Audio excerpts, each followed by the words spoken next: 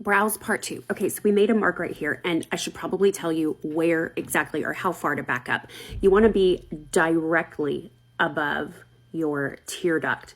The farthest inside point that you could call a tear duct, go up from there, and that's where your mark should be.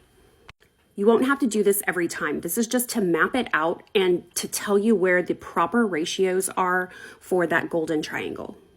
Your second mark is going to be at the top of your arch. My arch is obvious, but if yours is not, or if your arch is in the wrong place, here's where it should be. Find the outside of your iris and go straight up from there. That's where your arch should be.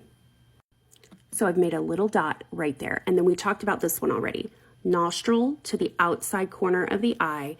That's where your brow should end. So make a mark there too. Now we're going to draw a line from the bottom of our first line straight over. Forget about your brows. You're just drawing a straight line from point to point. This might take a little bit of practice, but you can make a straight line. I believe in you. Then go from B to C, or second to third. All right, you should have a triangle on your face. Don't worry, it's going to get better. The brush I'm using is the Lime Life number 14 because it has a great one, but it's also really small and I lost it. Another one's on the way. And you want to go into the product like this. You kind of want to support the shape of the brush by pushing it one direction and then pushing it the other direction to keep it nice and sharp and to keep that product at the very tip.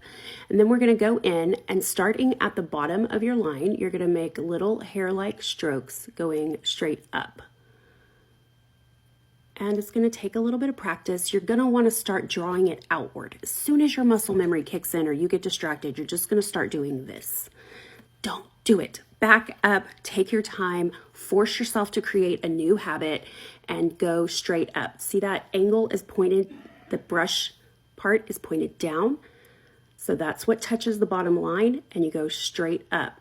Now, this is a pomade. It's not making Sharpie marks, okay? It's a little hard to see, and that's great because you're getting a really soft, very wearable look. And this color is good for almost all brunettes except for the darkest, and there is a brown color that might be better for you.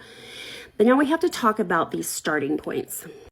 They should be soft, okay? Here's where the science comes in. All right, if you have anything on your face that is a stronger contrast than the iris to the whites of your eye, the contrast that you see right there with the white and the blue or the rim of the blue, whatever the iris color is, okay, that contrast right there has to be the strongest. I told you it'd be 10 parts. Go to 3.